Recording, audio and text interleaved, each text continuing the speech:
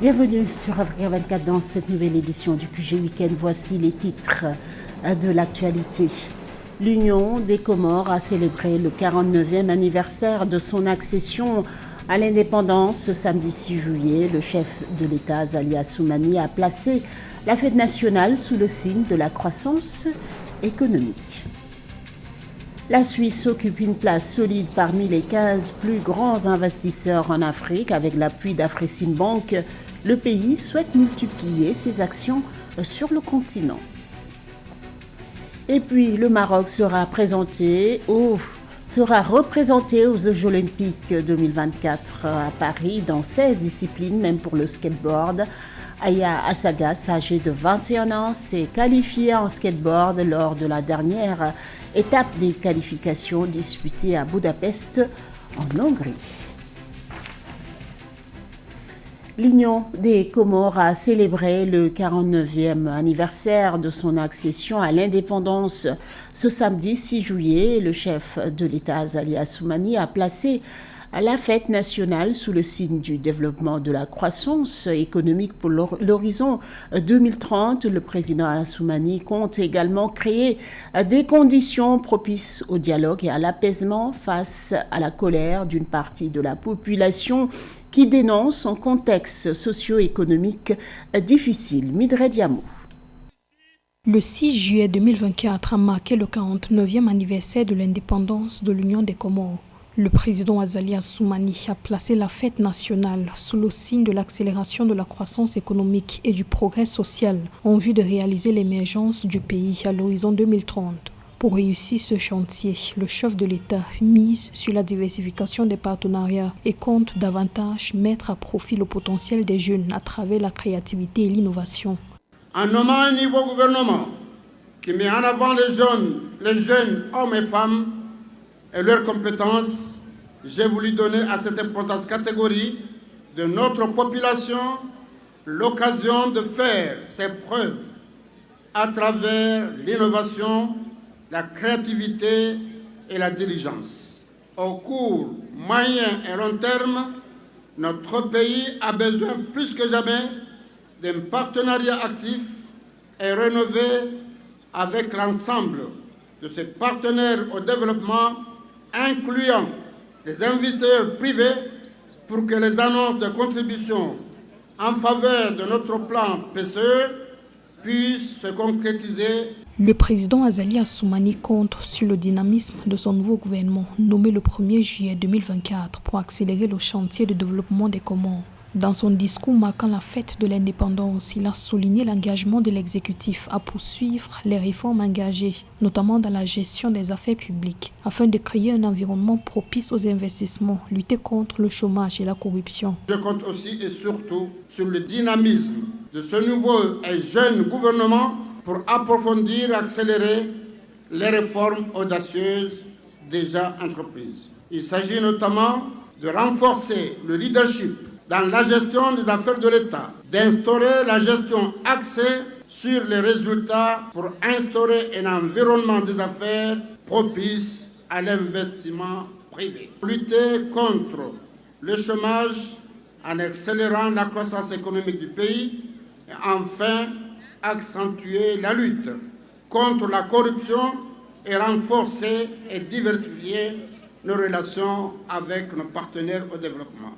Une partie de la population comorienne dénonce une fête nationale célébrée dans un contexte économique et social difficile, marqué notamment par un manque d'eau, d'électricité, d'emploi, une pénurie de produits de première nécessité et la grève du personnel hospitalier et éducatif. Une situation à laquelle le président Assoumani entend faire face en créant des conditions propices au dialogue et à l'apaisement. Le sommet de l'Alliance des États du Sahel qui réunit le Niger, le Mali, le Burkina Faso a abouti à la création d'une confédération ce samedi 6 juillet à Niamey, la capitale nigérienne. Les trois présidents, Assimi Goïta du Mali, Ibrahim Traoré du Burkina Faso et Abdourahmane Tiani du Niger, ont officiellement annoncé avoir tourné une nouvelle page confirmant leur scission avec la CEDEAO.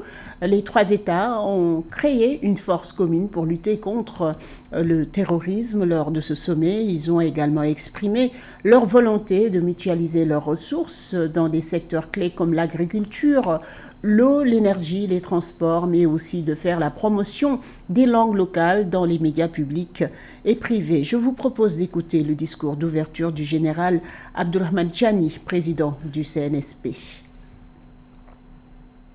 Ça appartient aujourd'hui de faire la confédération alliance des États du Sahel, une alternative à tout regroupement régional factice en construisant une communauté souveraine des peuples, une communauté éloignée de la mainmise des puissances étrangères, une communauté de paix, de solidarité, de prospérité basée sur nos valeurs africaines. Les hauts fonctionnaires et les ministres des Affaires étrangères ayant finalisé et adopté le projet de traité, c'est avec un réel plaisir que je marque mon accord solennel à la création de la Confédération Alliance des États du Sahel. J'approuve également le projet de règlement intérieur du Collège des chefs d'État de la Confédération Alliance des États du Sahel. Le Niger, par ma voix, s'engage à œuvrer inlassablement à la bonne marche de notre confédération. À noter que l'armée américaine se retire définitivement du Niger. Le retrait de son personnel à la base aérienne 101 située dans la capitale Niamey devrait s'achever ce dimanche. En avril dernier, le pouvoir militaire avait ordonné aux États-Unis de retirer leurs troupes du pays. Quelques 1000 militaires sont concernés par ce départ. La Suisse figure parmi les 15 plus grands investisseurs en Afrique avec une présence remarquée dans des secteurs tels que la logistique, la santé, l'agroalimentaire, le commerce ou l'exploitation minière. Divers investisseurs, avec l'appui d'Afreximbank, veulent multiplier leurs actions sur le continent. En fin 2023, les exportations suisses vers l'Afrique ont inscrit une augmentation de plus de 2,6%. Les explications de Catherine Gombe. Nous devrions saisir cette opportunité car l'opportunité stratégique que nous voyons est une relation dans laquelle nous combinons nos forces pour produire quelque chose qui bénéficierait à notre peuple et au peuple suisse.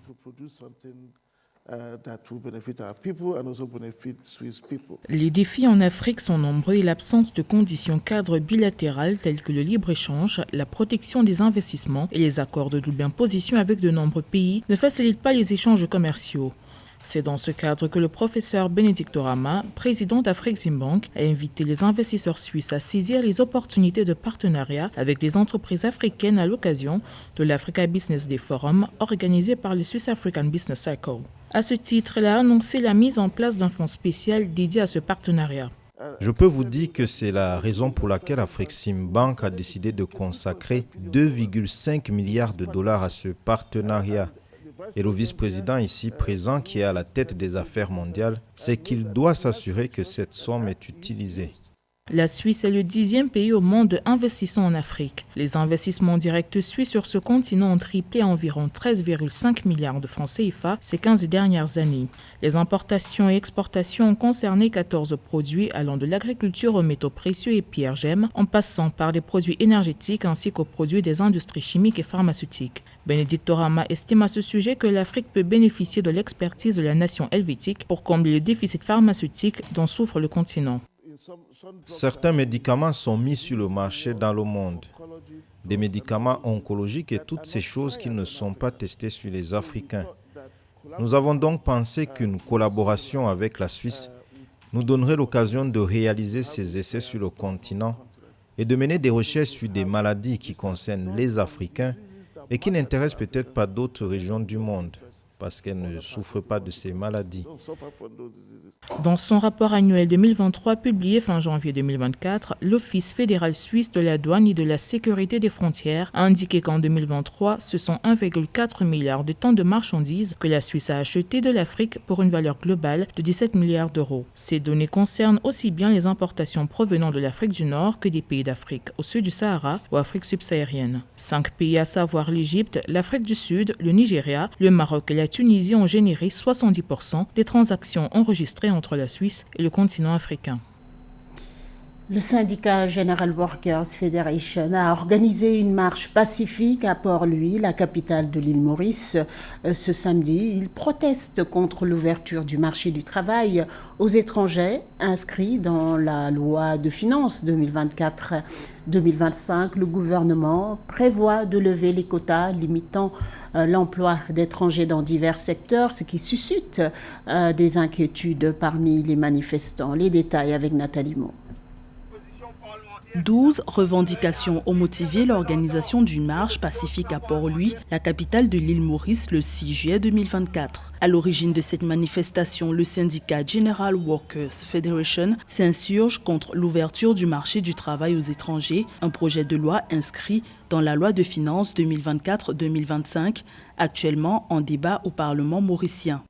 Nous nous demandons si le Premier ministre Pravin Jugnauth est resté coincé dans les années 1970. Il doit nous assurer à tous et surtout à la jeunesse mauricienne le droit de travailler. À ce stade, les jeunes sont prêts à éclater comme un volcan aux prochaines élections générales. Nous lui adressons 12 revendications, qu'il prenne du recul et tire au clair l'avenir du travailleur étranger.